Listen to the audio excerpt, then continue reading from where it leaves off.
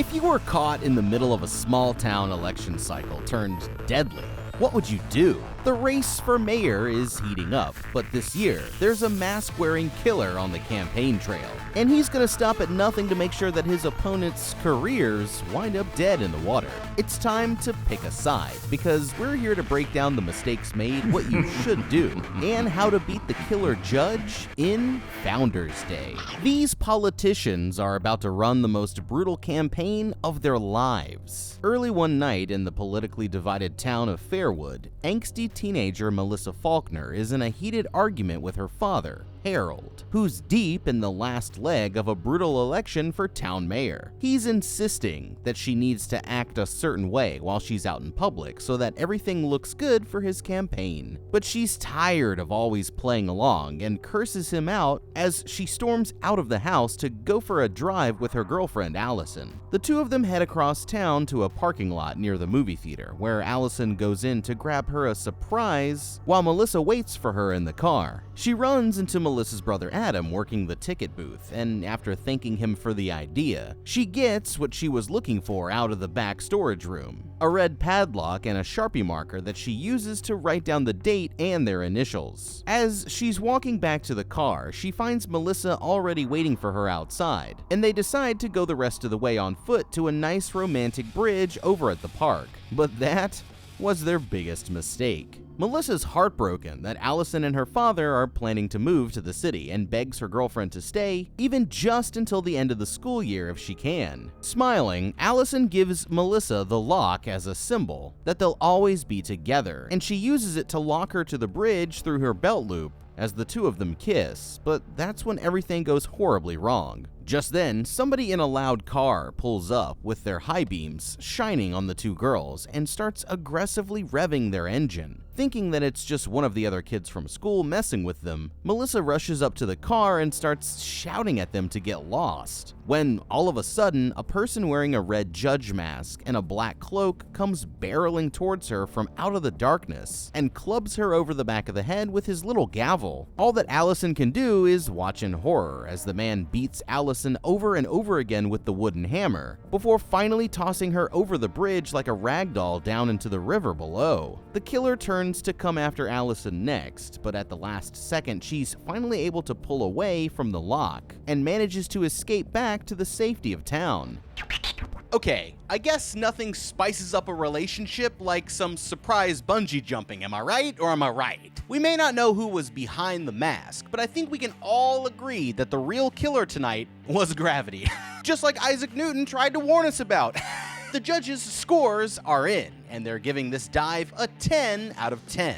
But unfortunately, I don't think that Melissa here is going to be coming back to the team again next season. Heyo! This probably seems pretty obvious by now, but the girl's first mistake was choosing the creepy old bridge on the edge of town as the location for their big romantic moment. That's the problem with picking somewhere far away from the rest of society. Sure, you get the privacy that you were looking for, but if some sicko shows up to crash the party, then there's also nobody around to help you out, or even for you to use as a meat shield while you make your escape. It might seem like a classic horror movie cliche, but even in real life, low-traffic public parks have been a go-to hunting ground for dangerous people looking for their next victim. So it's important to always be aware of your surroundings in order to stay safe. When it comes to Melissa, what we're definitely not going to do next time around is approach the strange car that just pulled up aggressively revving its engine and blinding you both with its high beams. Don't get me wrong, I like the not around attitude, but unless you've got some pepper spray or the mystery mouse-catool handy, then it's probably not a good idea to go looking for a fight. And even then, it'd still be a much better decision to try and get away from them first. As for you, Allison, man, where do I even begin? You're telling me that the only thing keeping you there was a single piece of fabric? But somehow you still couldn't summon the strength to rip the stitching until after your girlfriend was already thrown off a damn bridge? Come on, woman! Just put your body weight into it and bust out of there. It can't be that hard, but that's not even the worst part, because you had the key in your pocket the whole time. It was there when you grabbed the lock at the movie theater, so unless you somehow lost it on the way over here, the solution to this should have been as easy as just putting the key back in the lock and letting yourself go. Maybe next time, if you use even 1% of your brain, then you'll be able to find your friend while the guy who looks like the Quaker Oats mascot over here is giving her a beatdown. But because of you, this mallet-wielding maniac is still on the loose, and what's even worse is that his reign of terror is just getting started. Okay, super secret second beat time. But what is it that we're beating in the middle of a beat, you might ask? We're beating online supervillains, slashers of privacy, death games of data. Ever searched your own name online? You know, it's crazy what you can find, right?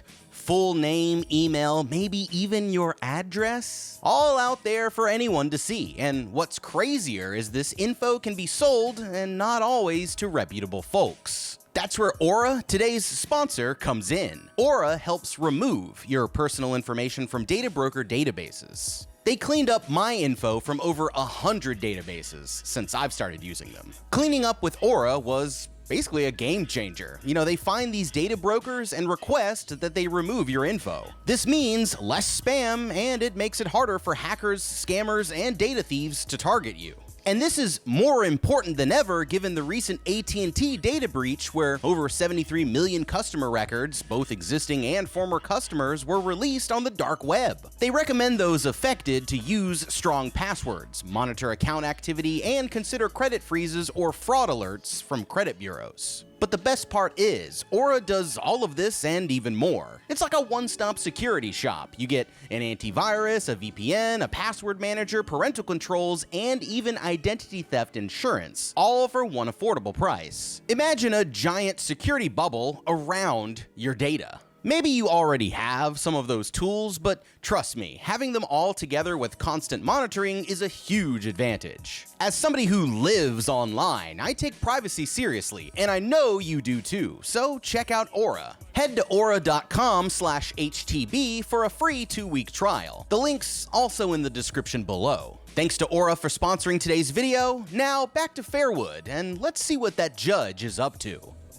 At school the next morning, history teacher Mr. Jackson is trying to give a lesson about the history of Founders Day and how this weekend's festival also celebrates the town's 300th anniversary. As a way to wrap up class, he has Adam and his ex-girlfriend Lily, who's also the current mayor's daughter, stand in front of the room and argue different sides of a political debate. The game quickly turns into an argument about their own personal feelings towards each other, but fortunately for everybody else, a deputy comes in and pulls Adam out of class to break the news that his sister never made it home last night. And the man doesn't hide being confrontational about the fact that Thomas's daughter was the last one who saw Melissa alive. He finds the girl in an office being questioned for details about their attacker by Commissioner Peterson, giving his daughter a big hug and apologizing that he couldn't be there sooner. The commissioner introduces herself and brings Thomas up to speed on the case thus far. But meanwhile, someone's getting ready to catch a case of their own over in the mayor's office. A heated debate about whether or not to still hold the festivities over the holiday weekend is suddenly interrupted when Harold storms out into the room and starts calling them all pieces of human trash for even considering such a thing while his daughter's killer is still at large. The mayor's lackey, Oliver, tries to kick him out, but when Harold makes it clear that he isn't going anywhere, Blair tells everyone else to give them a minute alone. Harold calls her out for trying to give him the usual political runaround, but after saying that she's genuinely sorry for what happened to Melissa, she tells him that the festival is still going to happen on schedule because she's still the mayor around here. A fact that Harold says he plans to change soon enough as he knocks the nameplate off of her desk and confidently strides back out of the room. Later that day, while Allison is grabbing some things out of her locker, this ratchet girl Britt comes sprinting down the hallway with a guy dressed in all black,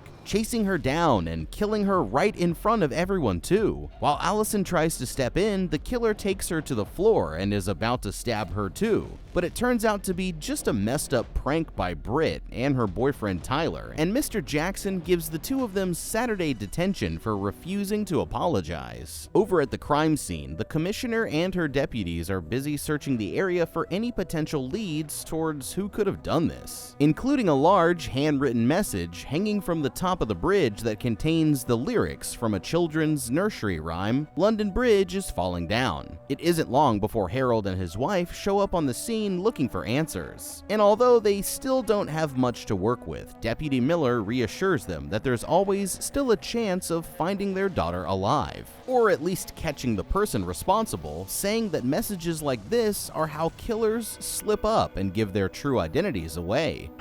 Okay. It looks like we've got some kind of wannabe Riddler on the loose here in town. And without Batman out there to keep the streets safe, we're going to have to rely on Commissioner Peterson and her deputies to do the job. They're not exactly the FBI, but one thing that the deputy got right was that clues like this message here are exactly what they need to figure out who's responsible. So let's see what other evidence might be out there to help them unmask the judge before he sentences another innocent victim to death. At any crime scene, some of the first clues that investigators are going to be looking for are what's known as physical evidence. Yeah, this could be anything tangible that's left behind at the scene that has some connection to the events of the crime. Blood splatter analysis should back up Allison's story that her friend was attacked at close range with a blunt object, and any trails of blood might help them pinpoint where Melissa eventually ended up or what decision the killer went when he left the area. Since the bridge is located near a dirt path, imprints from the killer's shoes and tread marks from their tires can help to figure out what type and size of shoe they were wearing,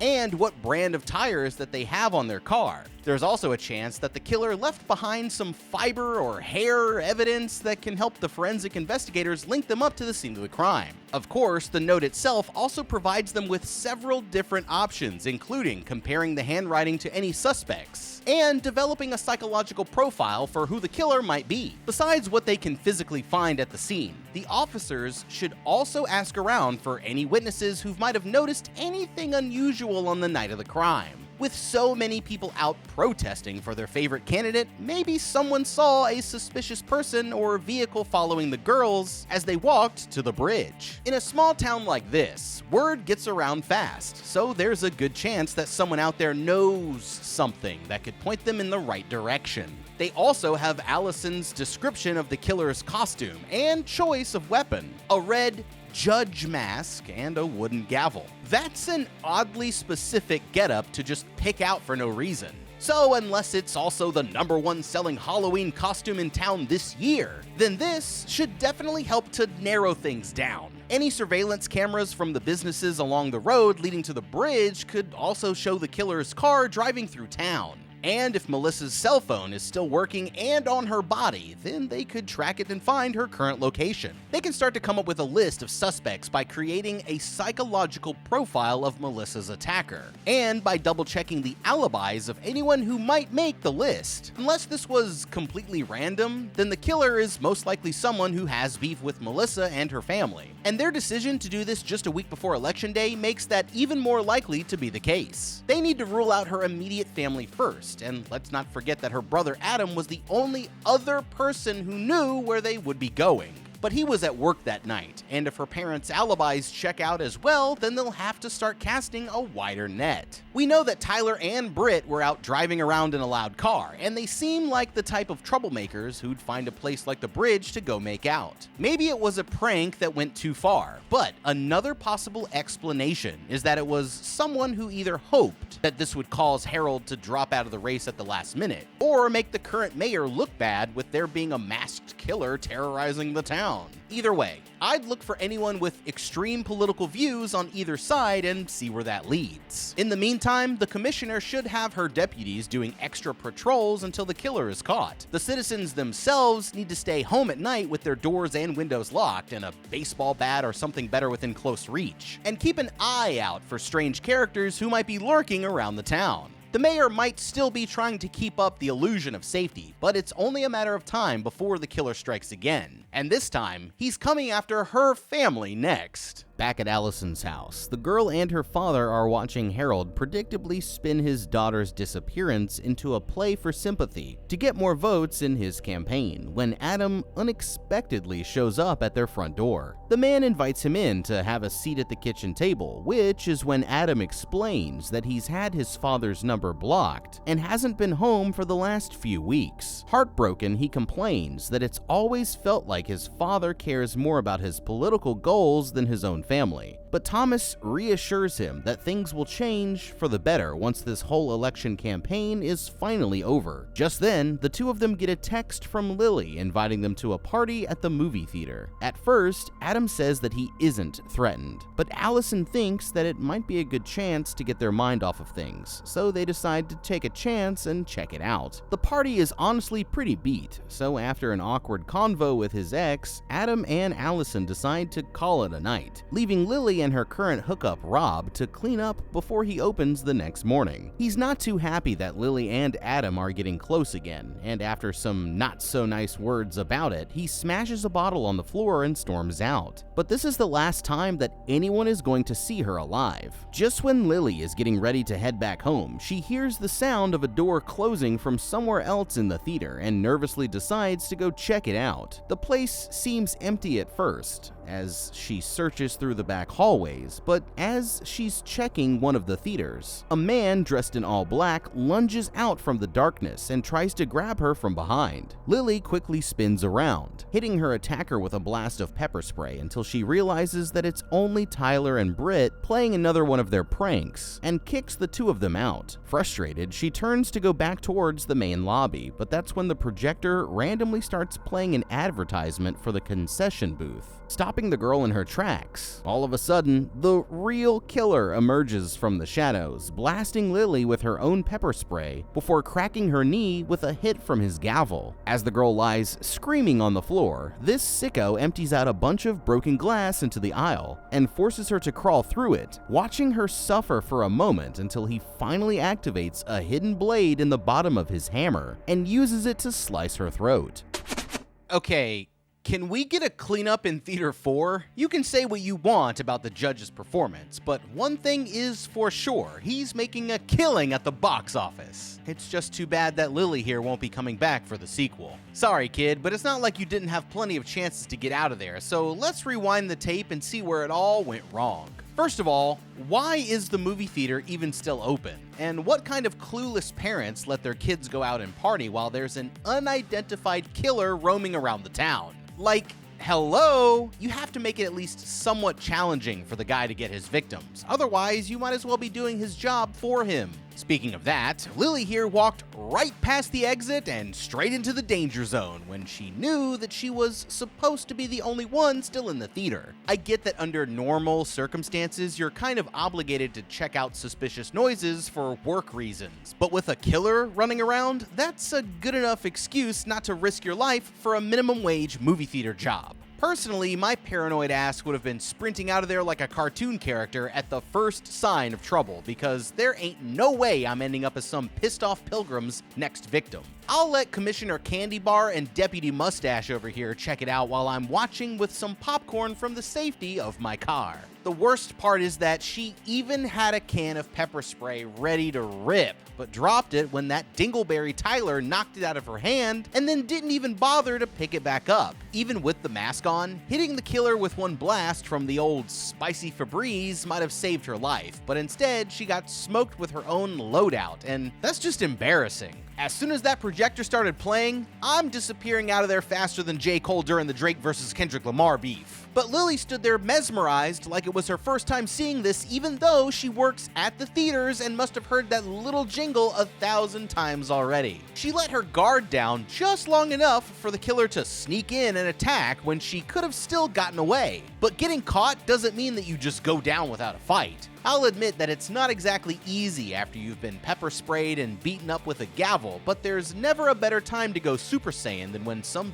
dumbass in a stupid costume is about to cancel your breathing subscription. Trip him, punch him in the balls, pick up a piece of broken glass and stab him in the leg with it. You don't need to win the fight, you just need to injure your attacker long enough for you to get to safety. and let the local authorities take care of the rest. Now, when it comes to our list of suspects, we know that all of the main doors should have been locked, which means that Tyler and Britt must have still been hiding out in there from the party before. If this is true, then we might be able to narrow our search down to just people who have keys to the theater, but pretty soon we're gonna find out that there's even more going on here than you might first think. At Allison's, Adam confesses that he broke up with Lily after his sister caught her making out with Rob behind the movie theater. But she also has no idea that he knows because he never actually confronted her about it. Allison lets him hold her hand until he finally ugly cries himself to sleep, which is when her father walks in to see if they need anything, and tells his daughter that he's proud of her for being so strong through all of these tough times. It's a sweet moment, but it's abruptly interrupted when they hear a loud crashing noise from somewhere downstairs. Concerned, the man tells Allison to stay put in her bedroom while he goes to make sure that everything's all right. Without grabbing a weapon or anything, Thomas nervously creeps around, checking each room on the first floor of the house for any signs of the intruder. As he reaches the kitchen, he hears another crash from the front yard and finally grabs a wooden spatula as he rushes out to confront them. To their relief, they see that it's just those hooligans, Tyler and Britt, back at it again. But what they don't realize is that the real killer is actually much closer to home than they might expect. The next morning when Harold comes to pick Adam up, he says that he's furious with Thomas for letting his son spend the night at their house, without at least calling to let him know that the boy was there. As he drives away, their neighbor Mr. Jackson comes to see what all of the commotion was about the night before, and helps Thomas load the pieces of his broken mailbox into the bed of his truck. At the school, Mr. Jackson starts the day's detention by telling Tyler and Britt to hand over their phones and write him a 2,000-word essay on what they remember learning in high school before leaving the two of them to get to work. Meanwhile, Allison and her father arrive at the Founders Day festival, where they're holding a memorial for her girlfriend, but she asks him to bring her over to the school first to grab something out of her locker. As soon as the teacher is out of earshot, Tyler and Britt come up with a plan to start making out on his desk. But their fun is violently cut short when the killer suddenly appears behind them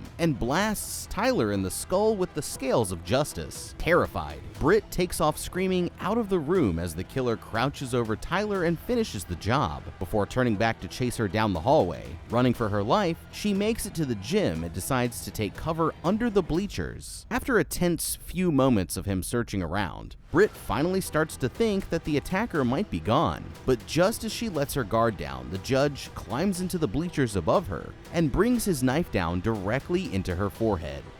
Okay, I guess school's out forever for these two, huh? I think we all knew that it wouldn't be long before the judge caught up with Britt and Tyler here after all the trouble that they've been causing around town. And now it looks like saying it's just a prank, bro, couldn't save them this time. Now, most of the time, the characters in these situations don't have the benefit of knowing that they're in danger until they're already too late. But this time around, things were a little bit different here. Tyler and Britt already knew that there was a masked killer stalking the town, so if we're going based off of slasher movie logic, then they should have known that the two local degenerates deciding to hook up would mean certain death. It's like the rules or whatever, so don't get caught with your pants down, literally. It was already too late for Tyler as soon as the trouble started, but Britt actually might have gotten out of there if she'd made some better decisions. As a student at the school, she had an advantage because she was already very familiar with the place and should have known all of the routes around the building, which means that there was no reason to hit a dead end and just give up. Hiding was the right idea, but the problem was that the killer saw her run in there, and if he knows that you can't get out, then he's going to find you eventually. A better plan would have been to quietly sneak over to the other side of the bleachers and try to run back out the way you came in before he could get you, because then at least you're back in the hallways and can open up some other options. What she could have done here was keep running through the building and trying every other exit that she knew about. I mean, one of them must be open, but if somehow they're all locked, then all you gotta do is pick up a chair and throw it through the window. In the meantime, I'd try using any furniture that I could to slow him down. And if I could find some kind of a weapon like a frying pan from the cafeteria, I'd pick it up just in case I ever needed to give this guy the old 1-2. If she wanted to get creative, then she could have tried tricking the killer into checking one of the classrooms and then locking him in. I'd also try pulling the fire alarm, which should draw outside attention to the building. Help should be on the way, and the killer might be scared off if he knows that someone's coming. It's too bad that this school didn't teach a class about how to survive a slasher film, or else Tyler and Britt might still be alive. Although knowing these two, they probably would have skipped it anyway. And honestly, the town might be better off without them around. At the park, Oliver invites the mayor to say a few words up on stage, where she wastes no time twisting the whole scene into a political speech about how they always need to stand up for each other in the face of evil. While all this is going on, Rob here is taking out the morning's trash from the movie theater. But that's when he makes a shocking discovery: Lily's body hidden in the trash with another message from the killer written on the outside, and immediately runs to the deputy for help. Just as the mayor is wrapping up, Oliver rushes back onto the stage and tells everyone in the crowd to go home, saying that the festival is shutting down for the day. The mayor is unbelievably heartbroken when she realizes that the last victim was her own daughter. As for the police, their suspicion quickly falls on Rob for being the last person to see Lily alive. And although he insists that he's innocent, he decides to take off running when Deputy Miller tries to bring him down to the station for questioning. Meanwhile, back at the school, Allison is grabbing a picture of her and Melissa out of her locker when she hears a strange noise coming from a nearby classroom, and walks in to find none other than Adam himself dressed in the killer's robes, and leaving yet another disturbing message at the crime scene. The moment that he notices her, Adam grabs his knife and starts coming after her from across the room, forcing Allison to run for her life back out to the parking lot, where her father is waiting in his truck. He catches up to her just as Allison makes it to safety, but as he's raising the knife above his head, Thomas springs into action and suddenly impales Adam straight through the chest with a broken piece of his mailbox. The boy falls to the ground, stunned and bleeding to death, as Thomas tries to process what the hell even just happened.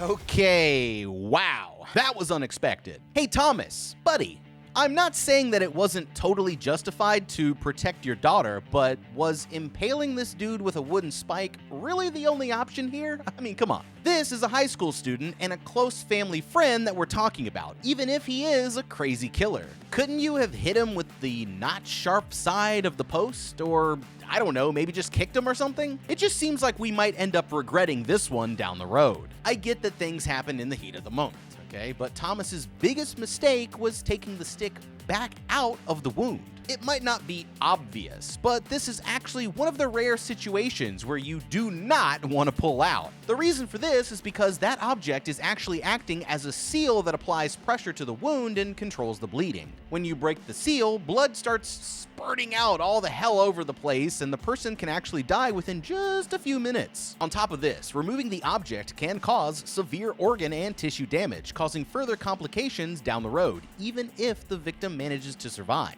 So it's always better to let the experts be the one to take it out. Adam might have survived if Thomas had left a piece of wood in there instead of ripping it back out, and then they could have asked the kid who else is involved here, because he clearly wasn't working alone. He couldn't have been at the movies the night before to kill Lily unless Allison herself was involved in it too. But then he wouldn't have attacked her, so there must be someone else. As for you, Allison, when you see a guy dressed in a black cloak with a killer mask nearby standing in a room full of dead bodies, there's really no need to ask too many questions. Even if he is a close friend, we are absolutely not going to walk closer until he notices you and then just stand there while he grabs his weapon. You may not be the smartest, but on the bright side, at least you're fast as boy. Just maybe react with a little more urgency next time and we should be all good. Commissioner brings Thomas and Allison into her office for questioning, where they quickly realize that there's a problem with the story. With Adam having spent all night at their place before, there's no way that he could have gotten to Lily at the movie theater, meaning that there must be another killer on the loose. That's when the commissioner points out that Thomas himself does not have an alibi. Furious, Thomas takes Allison and says that they're going home. But as they're walking back to the truck, the commissioner follows them out to the parking lot and starts making a big public scene about him not wanting to talk. Deciding that it's in his best interest to cooperate, he tells Allison to wait for him in the truck while he goes back into her office to clear some things up. While Allison is waiting, Rob suddenly throws open the door and climbs inside, but he swears that he had nothing to do with the attacks, and says that he came to see her because he hoped that she might have some information that can help clear his name. Desperate for any leads, they decide to go back to the scene of Melissa's disappearance to see if they can figure something out. At the same time, Thomas walks outside after finishing up with the commissioner, and Deputy Miller puts him aside to tell him off the record that he knows he's really innocent. But just then, they see his truck speeding off down the street, and the two men jump into the deputy's squad car to chase after it. With the situation completely out of her control, the mayor does the only thing that she knows how and goes back to her office for another drink, only to find her arch enemy, Harold, already there waiting for her.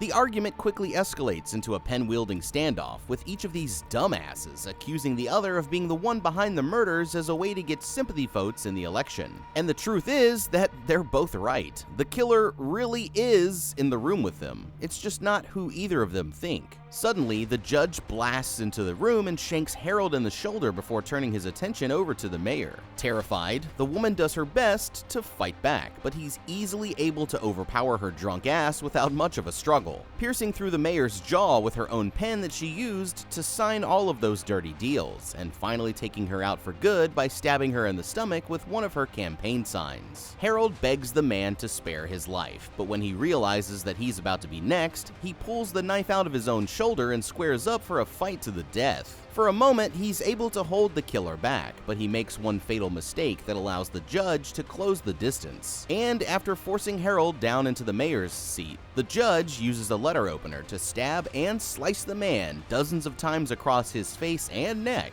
finally putting an end to his political career. At that exact moment, the commissioner stumbles across the whole bloody scene, catching the killer red-handed. But before she can react, he charges across the room and takes her out too.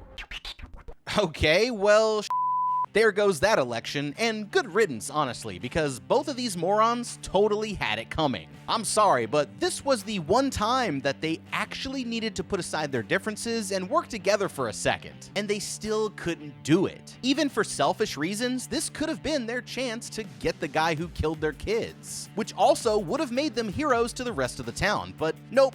They were both too busy fighting each other to deal with the real threat when he finally showed up. The mayor watched Harold get stabbed and did exactly nothing when she could have easily jumped in to back him up or ran out to the lobby for some help. But she ended up being killed by a pen and a yard sign instead, and that's just sad. As for Harold himself, if you're gonna decide to be a badass and fight, why wait until the killer is also prepared for it and already got rid of your only meat shield? Then, during the most critical moment, he got distracted by the guy throwing up a peace sign and pretending to be a fan, as if this dude wasn't responsible for the deaths of both of his kids. I mean, come on, man, get your head in the game. When it comes to the commissioner, though, oh boy, this dumbass was the worst of all. She actually walked in on the scene, loudly announced that she didn't have a weapon, and then proceeded to just stand there waiting for him to kill her next. Here's an idea. Why not take a single step back, close the door, and then run to get someone who can actually do something about it? As the head of the police department, her not carrying a weapon when there are multiple masked killers rampaging around town is a good enough reason for her to die anyway. But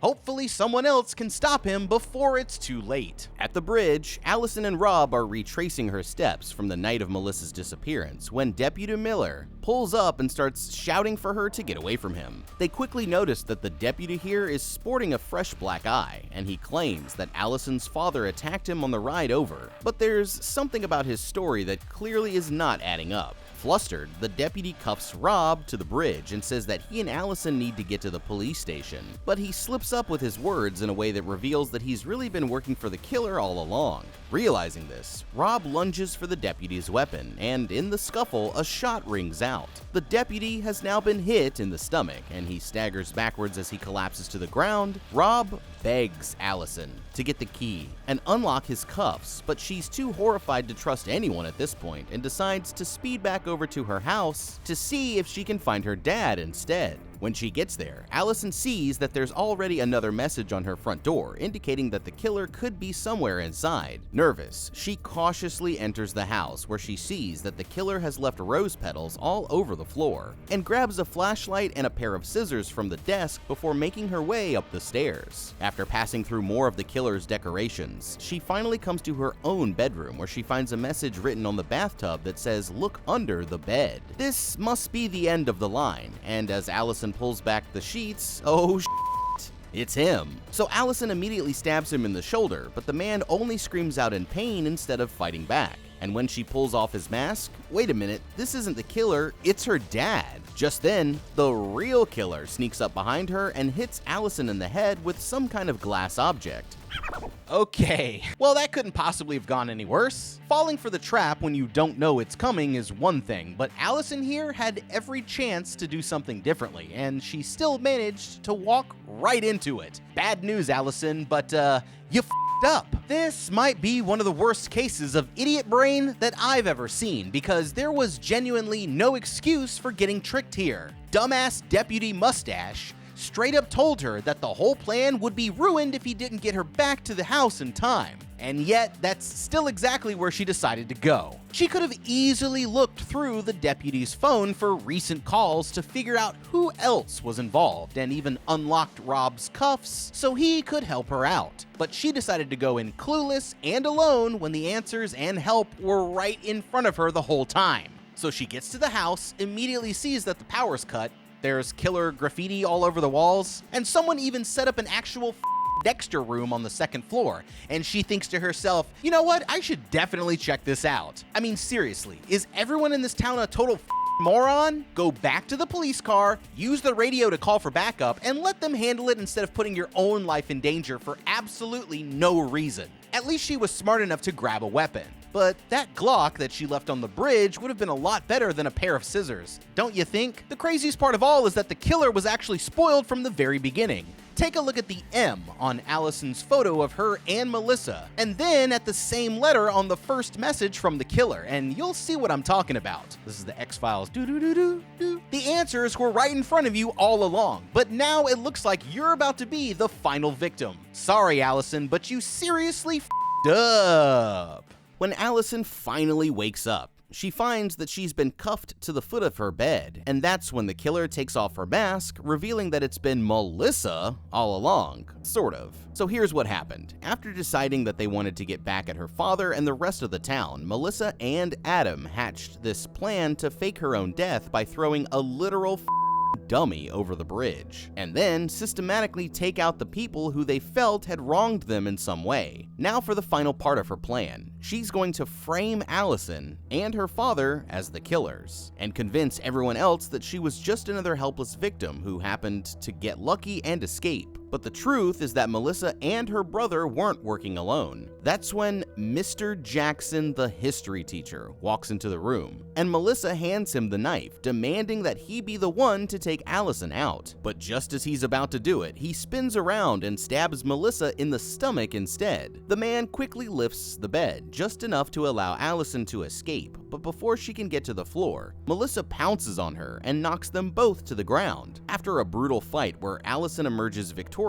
Melissa suddenly jumps up from the ground to come after her one last time. But Allison buries the killer's knife into her throat, ending things once and for all. As she stands there trying to wrap her head around the situation, Mr. Jackson appears at the top of the steps and reveals that it was he who organized this entire plot, hiring Melissa, Adam, Deputy Miller, and even Oliver to do the killings for him while he kept his hands clean. Why though? Because he's the longest standing council member, and with both mayoral candidates out of the way, that makes him next in line to take over. He says that this was the only way that he could make some real change around this town, and as the police arrive outside, he offers Allison a choice: to tell them the truth or to play along and use it to her own advantage. 1 year later, Mr. Jackson has taken over as the town's new mayor, with Oliver as his right-hand man, and as far as the citizens of Fairwood are concerned, things couldn't be better. Rob here has gone from zero to hero for saving Allison's life at the bridge. As for Allison, she decided to take a page out of the classic politician's playbook and spin the disaster into a campaign promotion for her own political career. which is taking off better than she could have ever hoped. In the end, it doesn't seem like anyone has really learned their lesson, but that's just small town politics for you, I guess. But what would you do? Personally, if there's a killer running around town dressed up like George Washington, you know what I'm saying? I'm pulling out the blicky and we asking questions later. But what would you guys do? Let me know down in the comments below. Thank you so much for watching. Leave a like and subscribe and check out that How to Beat playlist for more videos just like this one. I'm the guy. We'll see you in the next video, and as always, have a damn good day.